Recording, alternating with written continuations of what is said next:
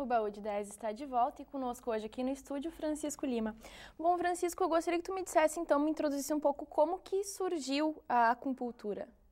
Bem, a data da acupuntura tem cerca de 5.000 anos e acredita-se que começou com a descoberta dos pontos, os efeitos que ele causava na pessoa, e naquela época se utilizava então lascas de pedras e bambus para estimular os pontos. Depois, com o tempo, né, a gente conseguiu a produção das agulhas, né? E agora a gente usa agulhas. Plateia, perguntas? Eu gostaria de saber qual é a semelhança do Douyin e da acupuntura. O Douyin, na realidade, se utiliza dos mesmos canais e dos mesmos pontos da acupuntura. Então, são aqueles 12 meridianos que a gente falou antes, né? E que cada meridiano tem o seu número de pontos, não são os mesmos pontos, né? A gente falou antes do fígado, que tem 14 pontos, mas tem outros que tem mais, outros que tem menos pontos, né? O canal que tem mais pontos é o da bexiga, que tem 67 pontos. E ele se vale, o Douyin, que significa caminho interno, caminho interior, de estimular esses pontos com a mão. Então, a pessoa faz uma automassagem para entrar em equilíbrio, em harmonia com a sua energia. Então, seria uma prática que a pessoa pode fazer nela mesma ou que ela também pode fazer em alguém, né? Mas ele vem como esse caminho interior.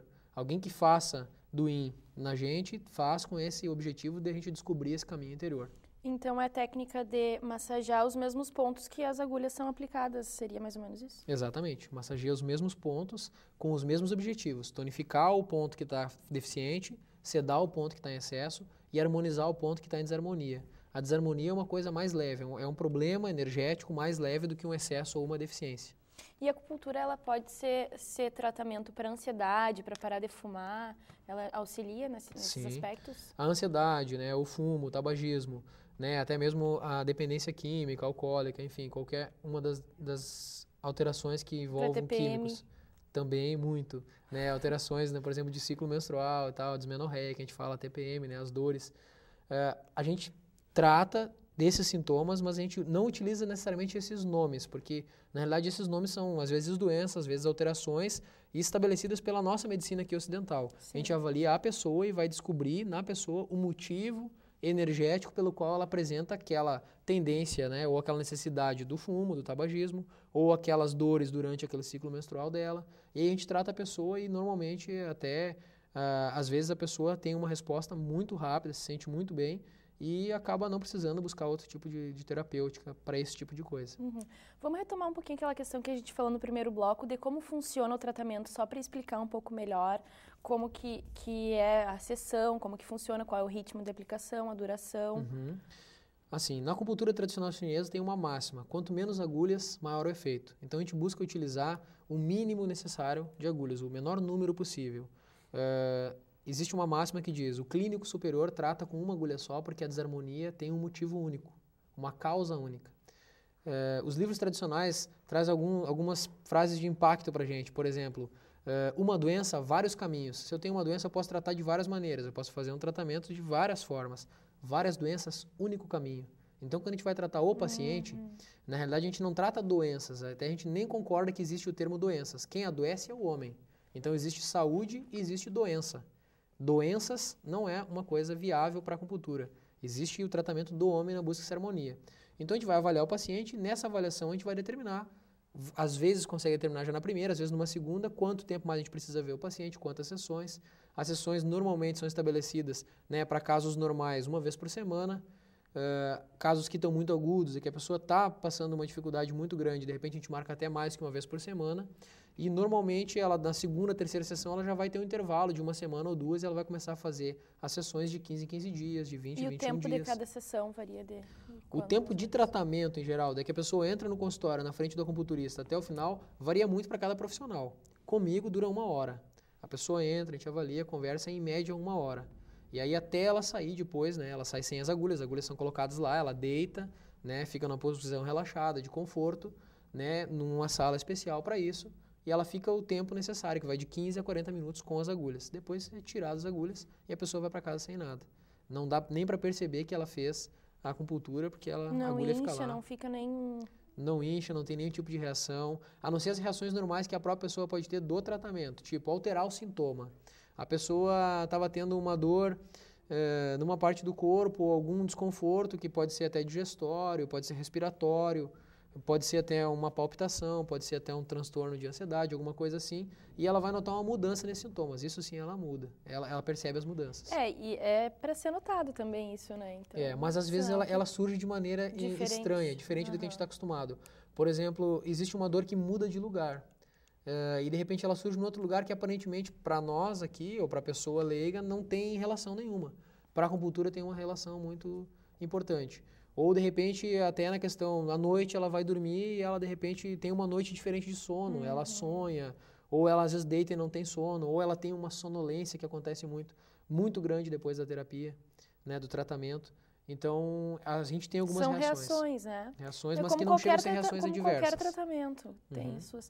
E criança, gestante, é indicado? Para quem que é contraindicado o tratamento de acupuntura? Na realidade, o tratamento ele não existe uma contraindicação absoluta. Existem alguns cuidados. A gestante é um caso desses. Existem alguns pontos que têm efeitos sobre a questão do feto, sobre a questão do bebê na barriga da mãe. Tem alguns pontos que são proibidos durante a gestação. Né? E aí esses pontos têm que ser conhecidos pela acupunturista e não podem ser utilizados. Né?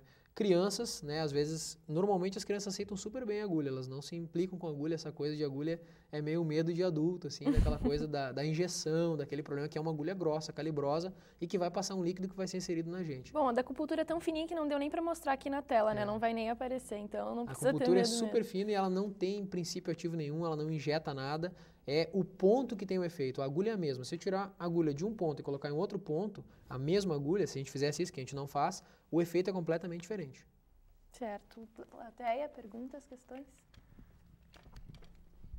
Assim eu vejo, às vezes, pessoas que parece que usam como se fosse um brinco dentro da orelha, assim, faz parte do trabalho da acupuntura, e se faz, o que faz, qual o efeito que tem desses pontos? Dentro da acupuntura existem vários sistemas de tratamento. Um deles é a auriculoterapia, é o tratamento pelo pavilhão auricular. Nós temos cerca de 130 pontos na região anterior do pavilhão auricular, então dentro, né, na parte interna da orelha, e na parte posterior mais 60 pontos. Então esses pontos podem ser estimulados também dentro desse princípio da avaliação, avalia a pessoa dentro dos 5 elementos, avalia a pessoa no momento de vida que ela está, e aí faz a seleção dos pontos. E aí esse é o tratamento que a pessoa fica, é o acompanhamento que a pessoa faz. Ela vai para casa e fica. Isso varia conforme o material que foi utilizado. Pode-se utilizar agulhas na orelha, que a gente chama de agulhas auriculares, pode-se utilizar sementes, simplesmente pela forma esférica que a semente tem, não pelo que a semente vai ter algum efeito. Pode-se usar cristais, pode-se usar magnetos, né, que são ímãs pequenos. Uma série de materiais podem ser colados na orelha. E é o ponto da orelha, novamente, que vai ter o efeito, né, fisiológico na pessoa de fazer essa harmonização da sua energia. A gente estava falando antes no intervalo que quem pôs piercing, então, na orelha, perdeu aquele ponto. Exatamente. Mas não prejudica? Não prejudica. A não ser no período inflamatório, né? Quando, de repente, a gente vai furar a orelha e logo no início a gente furou e ainda está inflamando, ainda está doendo aquele ponto, eu posso ter alguma reação em algum local distante do corpo e eu nem percebo porque eu não tenho essa informação. Por exemplo, os piratas utilizavam alargar o ponto central do lóbulo da orelha. E isso era para melhorar a visão, porque o ponto do olho ele é bem central no lóbulo da orelha. Então esse ponto do olho era utilizado pelos piratas para alargar, para que eles pudessem ver melhor as estrelas, para que eles se guiassem na navegação no mar.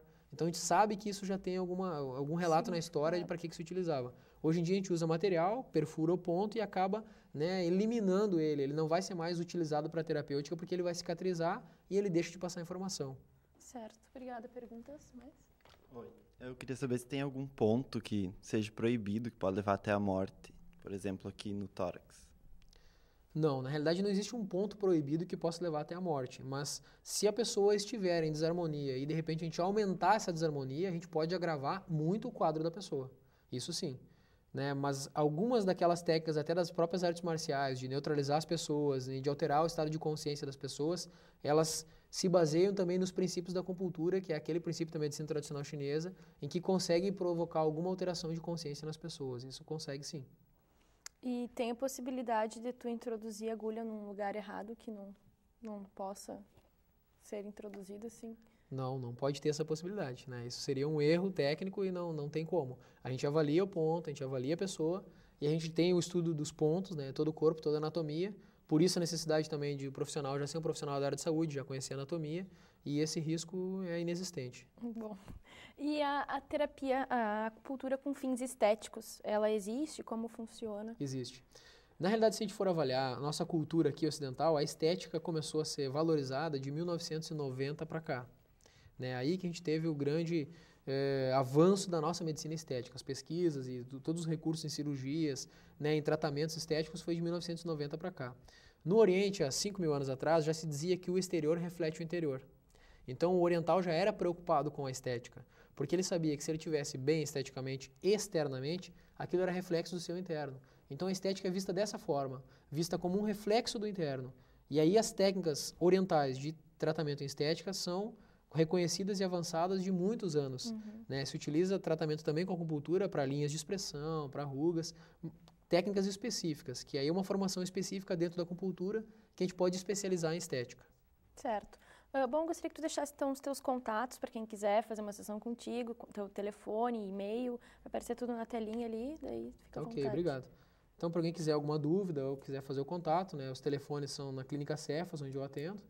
O telefone lá é 3223 4145 e o e-mail para contato é franciscolima@unifra.br.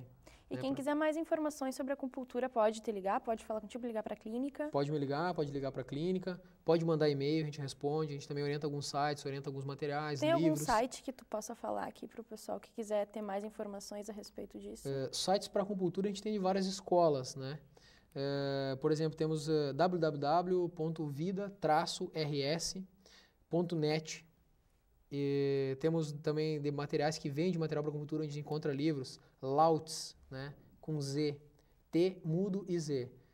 O pessoal pode procurar lautz.com.br, vai encontrar materiais, livros. E nas livrarias, hoje em dia, o material da acupuntura está muito fácil de acessar, né? Nas bibliotecas a gente tem.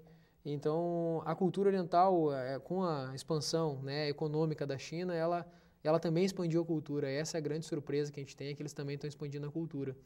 E eles estão conseguindo fazer essa divulgação cultural deles. E com isso veio a acupuntura, a gente está aqui em Santa Maria falando da acupuntura. A gente tem acupunturistas em toda a região, né? Somos vários profissionais no município aqui, vários no estado, né? Só fisioterapeutas, nós somos mais de 1.000 fisioterapeutas acupunturistas no país. Então, a acupuntura já está bem divulgada aqui no nosso país, principalmente. Certo, obrigada então, Francisco, pela tua presença. E o Baú de Ideias de hoje fica por aqui, voltamos na próxima semana. Até lá!